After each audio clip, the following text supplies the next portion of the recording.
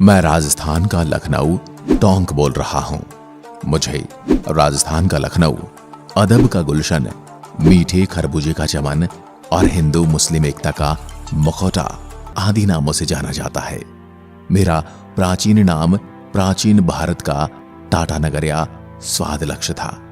मैं अगर मेरे क्षेत्रफल की बात करूं तो मैं कुल 7,194 वर्ग किलोमीटर की परिधि में फैला हूं।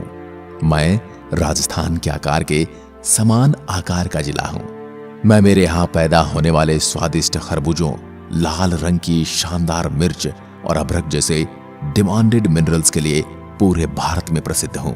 मैं राजस्थान के प्रमुख शहरों से अपनी दूरी की बात करूं तो मैं कैपिटल सिटी जयपुर से करीब 100 किलोमीटर दक्षिण में, उदयपुर से करीब 325 किलोमीटर और नेशनल कैपिटल सिटी दिल्ली से 375 किलोमीटर की दूरी पर बसा हुआ हूं। मैं उन शहरों में से हूं जिनका संबंध महाभारत काल से है। महाभारत काल में मुझे सपाद लक्ष्य नाम से जाना जाता था और मेरा प्राचीन नाम रेड भी था।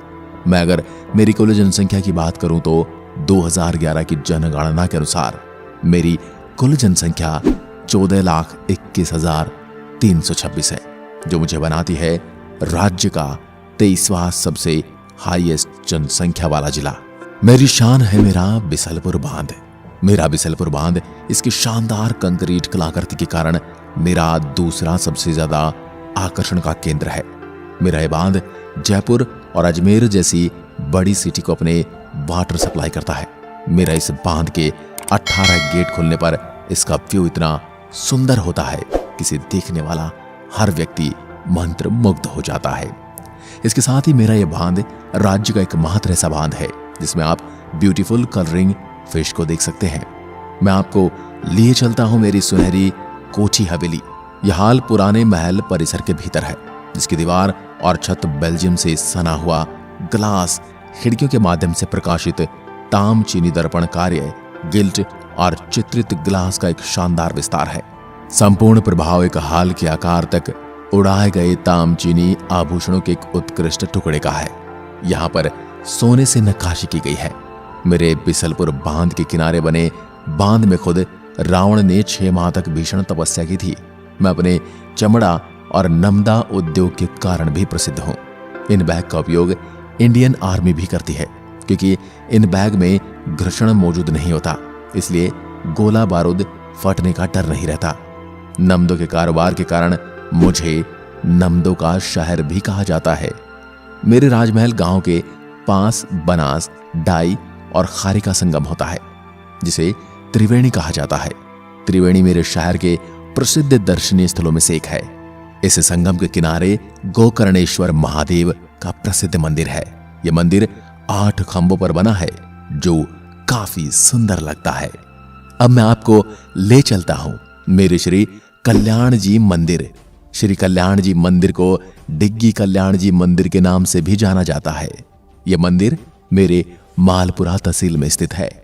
इस मंदिर में आप आसानी से पहुंच सकते हैं। इस मंदिर में आप पब्लिक ट्रांसपोर्ट से या अपने स्वयं के वाहन से आ सकते हैं।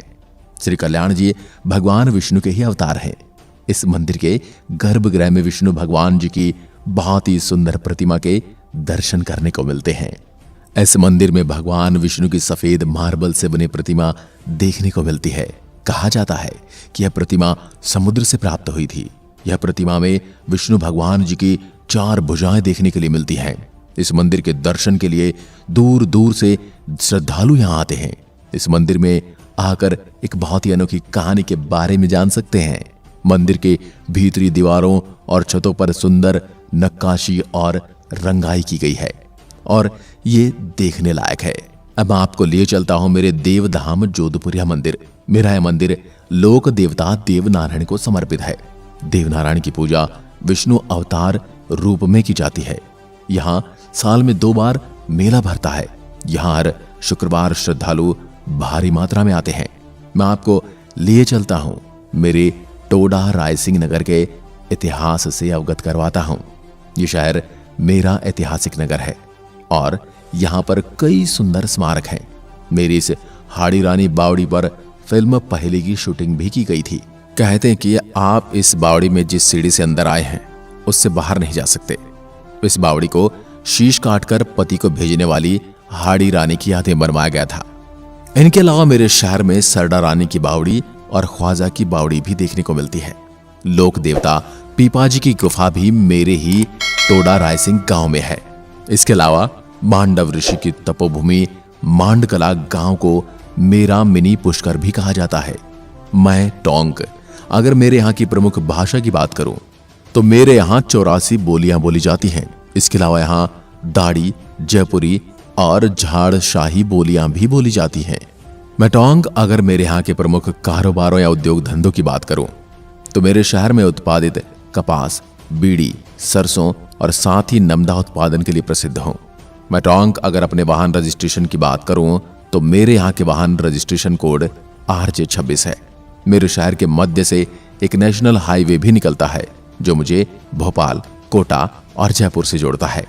मेरे जिले में बारिश कम होती है, लेकिन मेरे जिले की अधिकांश सिंचाई नदियों और बीसलपुर बांध के पानी से की जाती है।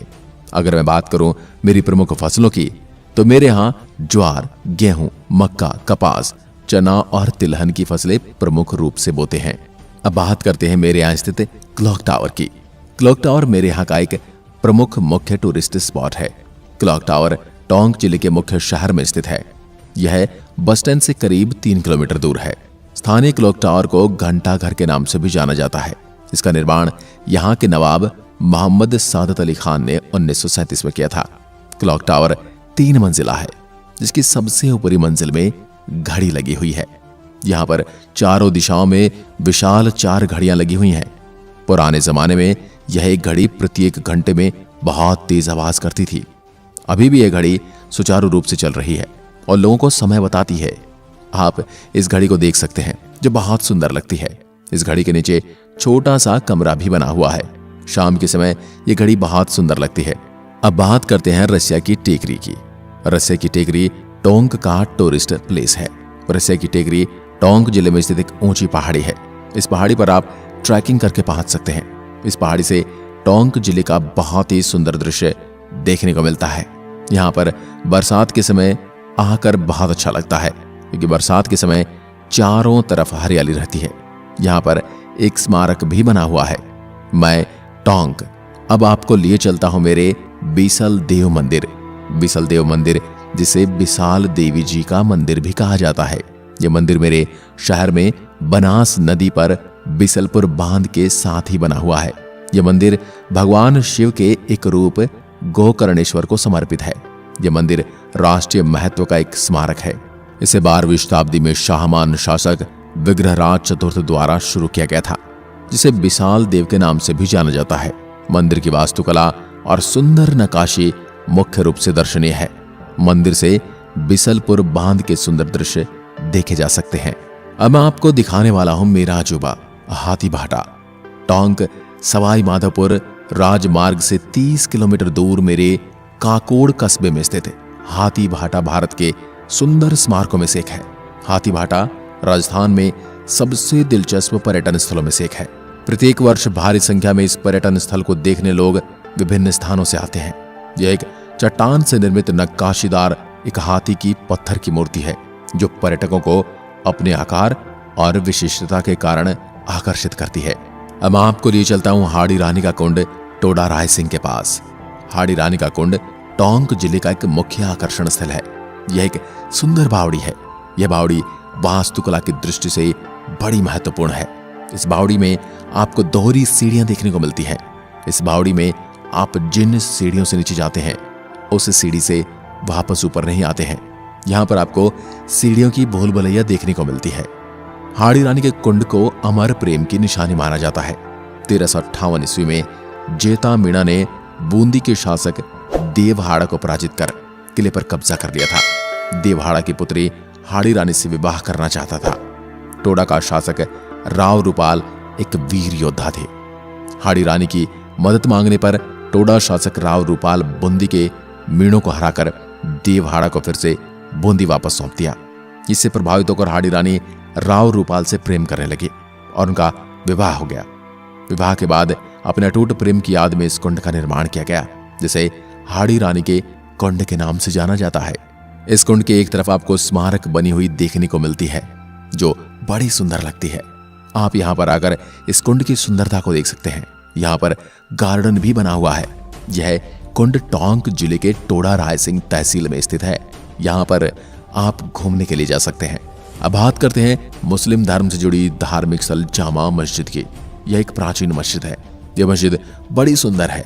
इस मंदिर की दीवारों में सुंदर पेंटिंग देखने को मिलती है और मीनाकारी का सुंदर काम ये देखने को मिलता है।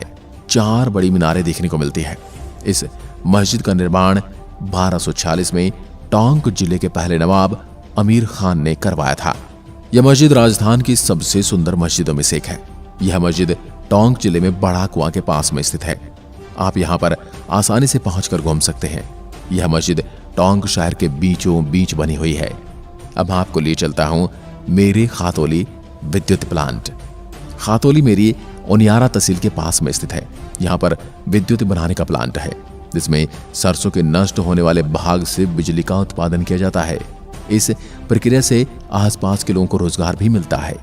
अब मैं आपको ले जाने वाला हूं मेरी अरबी फारसी अनुसंधान संस्थान केंद्र। मेरे शहर में अरबी फारसी अनुसंधान संस्थान प्रमुख भारतीय संस्थानों में से एक है जो अरबी और फारसी अध्ययनों के प्रचार और प्रसार बढ़ाने में लगा हुआ है। मेरा यह संस्थान 1978 में राजस्थान सरकार द्वारा राजस्थान में उपलब्ध फारसी और अरबी पांडुलिपियों के स्रोतों को संरक्षित और सुरक्षित करने के लिए स्थापित किया गया था। यहाँ कुछ महत्वपूर्ण और ऐतिहासिक पांडुलिपियों को डिस्प्ले हॉल के नाम से एक अलग हॉल में प्रदर्शित किया गया है। अब बात करते हैं रहस्य को अपने आंचल में समेटे हुए अन्नपूर्णा माता के मंदिर के बारे में। दोस्तों, राजस्थान वैसे तो इतिहास की दृष्टि से एक ऐतिहासिक खजाना है, लेकिन जब बात इसके इतिहास की जाए तो बड़े ही रोचक किस्से इस इतिहास के पन्नों में उलझे हुए हैं और दिखाई देते हैं। इस ऐसा ही उलझा हुआ किस्सा नवाबी नगरी मेरे यहाँ के अन्नपूर्णा गणेश मंदिर का है, जहां पर अधिकांश लोग कहते हैं कि यहाँ पुराने जमाने में सूली गाह हुआ करता था। यहाँ पर लोगों को सूली पर चढ़ाया जाता था। लेकिन जब बात धरातल पर की जाती है तो इसका इतिहास कुछ और ही देखने को मिलता है और कुछ और ही समझने को मिलता है। दरअसल यह गणेश अन्नपूर्णा मंदिर मेवाड़ शासनकाल के समय का माना जाता है, जो आज से करीब 10 से 12 शताब्दी पूर्व का बताया गया है। इन सभी स्थानों के अलावा भी मेरे शहर में कई पर्यटन स्थल हैं। भंडक जी की गुफा, ककोड़ का किला, मुबारक महल, जलंधर नाथ की गुफा आदि प्रमुख दर्शनीय स्थल हैं। अब अगर मैं मेरे क्षेत्र की राजनीति पर बात करूं तो राजस्थान के पूर्व उप मुख्यमंत्री और वर्तमान में मुख्यमंत्री की अहम भागीदारी रखने वाले सचिन पायलट मेरे यहीं के हैं। यह राजनीति में एक विशेष स्थान रखते हैं। अगर इनकी व्यक्तिगत जीवनी की बात करें तो सचिन पायलट एक भारतीय राष्ट्रीय कांग्रेस के राजनेता और राजस्थान राज्य के उप मुख्यमंत्री रह चुके हैं। अगर आप मेरी यात्रा करने वाले हैं तो मैं आपको बता दूं कि मुझ तक पहुंचने के लिए आप सड़क और हवाई मार्ग का उपयोग कर सकते हैं, क्योंकि मेरे शहर में रेल सुविधा उपलब्ध नहीं है। अगर आप सड़क मार्ग से आते हैं तो जयपुर, उदयपुर, दिल्ली, ग्वालियर और देश के अन्य शहरों से मुझ तक आप आसानी से पहुंच सकते हैं। अगर आप हवाई मार्ग से मेरी यात्रा करने वाले हैं तो आपको बता दूं कि मेरा निकटतम हवाई अड्डा सवाई माधोपुर हवाई अड्डा है, जो मुझसे 78 किलोमीटर की दूरी पर है। अगर आप मुझसे मिलने आ रहे हैं तो मेरे शहर में आपका स्वागत है और मैं आपके स्वागत के लिए तैयार खड़ा हूं। मैं मेरे शहर में आने के लिए आपको आमंत्रित करता हूं और आपकी राह देख रहा हूं। आज की वीडियो में बस इतना ही। धन्यवाद। जय हिंद, जय भारत।